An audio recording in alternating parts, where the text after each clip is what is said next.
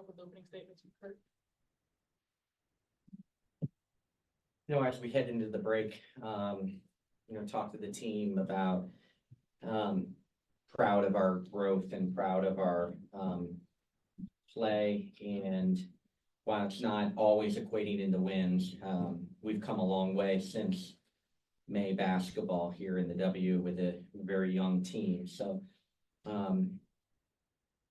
they did a really nice job. Nneka willed that team to the finish line tonight, played with incredible intensity and passion. I think she had her career high in steals and had 6 or 7 offensive rebounds herself, and just was really a tough matchup down the stretch. And then the chess match of Noe doing some really good things to get the matchups on Jewel Lloyd that to get to was fun.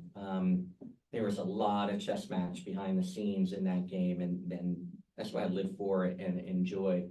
So we came up short, but we were right there toe-to-toe with a team that has a clean injury report, and our injury report is not so much, and had to extend minutes with our post, and really proud of Azare for, relatively new back after sitting out half the season. Had her career high in rebounds, 12 defensive rebounds alone. Just was huge for us tonight. And continue to get contributions from De'Erica and Rakia. But then the spark tonight was Ray Burrell off the bench. Really needed her energy, needed her 3-point shooting. Her length was a factor and helped us defensively. So, we were right there with one of the premier teams in the league. And had a short bench tonight. So, I think it shows a lot of growth, no moral victories, but excited about where we're headed, excited about what you're seeing now from that 3-4-5 between Rakia, De'Erica, and Azare, and the potential that those three have the second half of the season. Jude.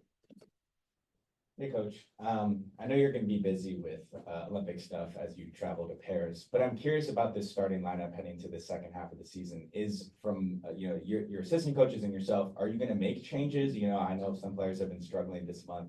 How is that? Is there going to be a conversation this break about that? Yeah, I mean, certainly we have plenty of time, and part of it is who's healthy, how's everybody feeling coming back. What puts us in the best position for success.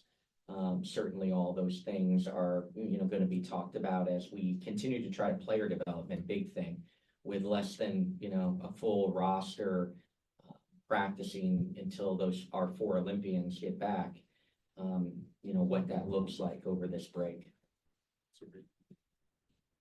Just to build off of that, Ray has been such a good spark for you guys off the bench.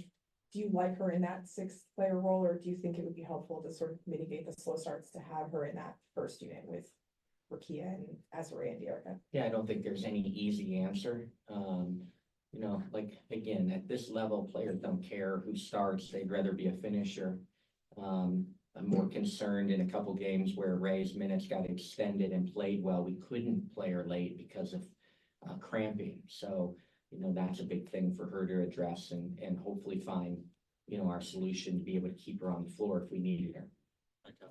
Coach, you look at Ari McDonald, her first year with you. Just what's your thoughts of what you've seen so far as you guys go into the break with her being, the quarterback for this team? Yeah, I think Ari's, really starting to find her way. She was terrific against Vegas, and I know she, would be the first to admit that she hasn't played as well as she's capable of playing since then. But she gives everything she's got to us. I love her. I love her demeanor. I love her as a person. She is an incredible teammate. She's incredible in the locker room and adds a lot to our culture, which is important in a build. The culture is so important. So, one of the things is that she's just looking for an opportunity that she hasn't always had. And she has a bigger role for us. And, I believe that she can help be a closer. And she's looked a little hesitant in a couple of these close games. And she'll continue to feel my confidence in her to try to get us home the more and more we can put her in those situations. So again, you can't have enough great culture and character players in a locker room, and she's that. Last question for Curt, Matthew. Hey, coach, you alluded to some of the areas of growth that you were talking to your team about after this game. What are some of those areas of growth that you see that may have came up at this game? Yeah, I think, obviously, we're finding more of a rhythm on who to play through and where to get them the ball, first and foremost offensively. We're finding that more comfortability. Two, our defense is starting to grow. Again, we believe in what we believe in and our core principles and our core beliefs, and we're starting to execute those more and more. And you go back and watch film after the fact, and you can see things that they weren't executing early on, they're starting to execute, and some of the plan. And we've kept it a little bit vanilla because we are so young, and at times haven't been able to be kind of as intricate as some of the teams I had in Connecticut. But you're seeing growth that way, where I can throw more at them in timeouts. We can throw a little bit more, more at them in game plans going into the game, and you can see it coming together. Really excited about that. Rakia has learned so much as a rookie. She really belongs. There's not enough noise about what Rakia Jackson is doing. She's having a tremendous rookie year, and there's more than just a couple rookies in this class. And, I hope that the national buzz continues to pick up because she has a really, really bright future. Thank you, Curt. Thank you, Coach. Thanks, Coach. We'll have Rakia and Albert